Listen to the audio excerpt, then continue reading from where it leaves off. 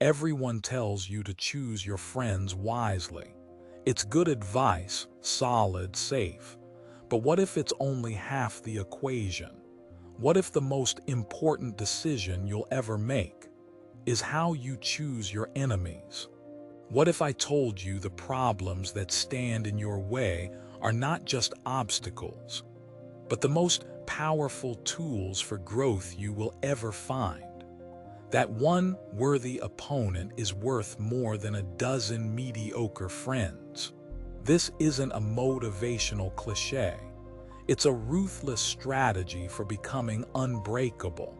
And it comes from the mind of one of history's most dangerous philosophers, Friedrich Nietzsche. Get ready, because we're about to unlock his secret to forging immense strength. Nietzsche wasn't your typical philosopher, lost in dusty books and abstract thoughts. He was a psychological demolition expert. He took a hammer to every comfortable idea society held dear, and one of the most foundational ideas he shattered was our relationship with conflict. We are taught from birth to avoid conflict, to seek harmony, to find common ground, to be agreeable. Nietzsche looked at this and saw a recipe for mediocrity, a path not to peace but to stagnation. Imagine a life with no rivals, no significant challenges. It sounds peaceful, doesn't it? A calm sea. But what happens to a ship that only ever sails on a calm sea? Its timbers never strengthen. Its captain never becomes a master. Its hull is never truly proven. In the same way, a person without opposition becomes soft, undefined. Their beliefs are never challenged, so they never have to truly defend them or even understand them. Their skills are never pushed to the limit, so they never truly master them. You think you want a life free of struggle, but then you realize that struggle is the very thing that carves you into a person of substance. A sword is not made by being polished. It is forged in fire and hammered into shape. The hammer is your enemy. This is why Nietzsche advised us to choose our enemies with care, because your enemies define the battlefield of your life. They set the standard. They determine the height of the mountain you must climb. But what if you chose a great enemy, a worthy opponent? Not someone you hate, but someone you are forced to respect. Someone whose skill, intellect, or drive is equal to, or even greater than your own. Think of a chess grandmaster. Do they get better by playing against beginners? Of course not. They seek out other grandmasters. Every loss is a lesson. Every brilliant move by their opponent forces them to find an even more brilliant counter-move. Their opponent's strength becomes the catalyst for their own. This is the dynamic Nietzsche celebrated.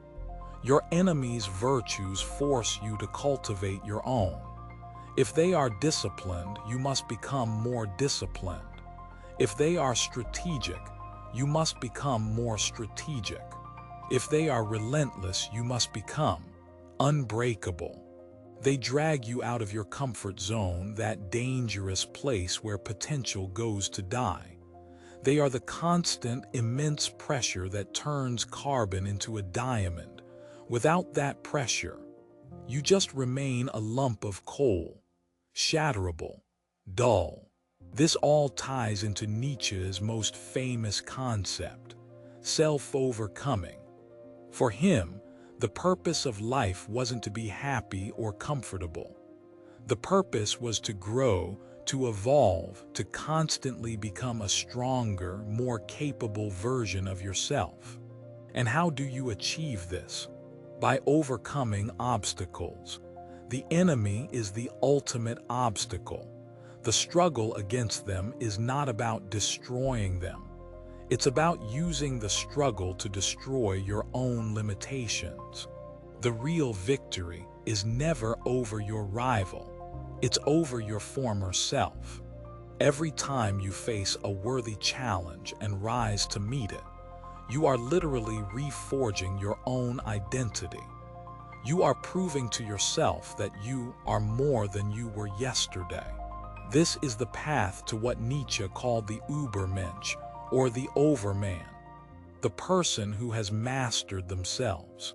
The enemy is just a tool in this process, a very, very effective tool. They provide the resistance necessary for you to build your strength. Like a weightlifter needs heavy weights, you need a heavy opponent. This process also builds something incredibly valuable: psychological armor. In a world full of criticism and negativity, most people are fragile. An unkind word can ruin their day. A failed project can crush their spirit. They have no resilience. But when you voluntarily engage in conflict with a worthy opponent, you get used to the friction. You learn to take a punch. You learn that criticism from an intelligent rival is more valuable than praise from an ignorant friend. Their critiques show you the weak points in your armor. They hand you a roadmap for improvement. You stop seeing attacks as personal insults and start seeing them as data, invaluable data you can use to get better, stronger, and smarter. Soon, the small stuff just doesn't affect you anymore. You have been tested in a real fire, so the heat from a small candle barely even registers. This is true mental toughness. This is what it means to be unbreakable. Now, a crucial distinction. Nietzsche is not telling you to pick fights with trolls in the comments section. That is the exact opposite of a worthy enemy. He's talking about rivals, not haters. What's the difference? It's everything. A hater wants to pull you down to their level. They attack you personally, they use slander, they resent your success. Their goal is your destruction. This is a swamp. Stay out of it. A worthy enemy, a rival, wants to beat you on the field of competition. They compete with you on substance, on skill, on merit. Their goal is victory, and in the process, they inadvertently force you to become better. They pull you up. A hater says you shouldn't be allowed to succeed. A rival says, I will succeed more than you. See the difference? One is a parasite, the other is a competitor. Cherish the competitor. They are a rare and precious gift.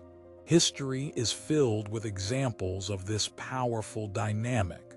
Think of the intense rivalry between Steve Jobs and Bill Gates. They were fierce competitors. They constantly pushed each other, copied each other, and tried to out-innovate each other. That relentless conflict didn't just build two of the most valuable companies in history. It created the entire personal computer revolution that defines our world today. Their opposition to each other fueled progress for everyone. Or think of the space race between the United States and the Soviet Union. The Cold War was a dangerous, high-stakes conflict. But the rivalry, the need to beat the other side, put a man on the moon in less than a decade. An impossible feat, made possible by a great enemy. So how do you apply this? How do you actually choose an enemy? You don't send someone a declaration of rivalry. It's more subtle and far more powerful than that. First, you choose an ambitious goal. A goal so big, it actively pushes back. That goal, that resistance, that becomes your first worthy enemy. Second, you enter arenas with high standards. Join a gym where people are stronger than you. Enter a business field where your competitors are smarter than you. Study a subject where the masters are light years ahead of you. Measure yourself against the best. These people, these standards, they become your worthy opponents. Don't resent them. Don't be jealous of them. Study them. Learn from them. Let their success be the fire that lights your own ambition. Let their strength reveal your weaknesses so you can fix them. So stop hiding from challenges. Stop seeking the path of least resistance. The easy path leads nowhere interesting. It leads to a comfortable, quiet, and ultimately insignificant life. The path of resistance, the path of glorious conflict, that's where greatness is forged.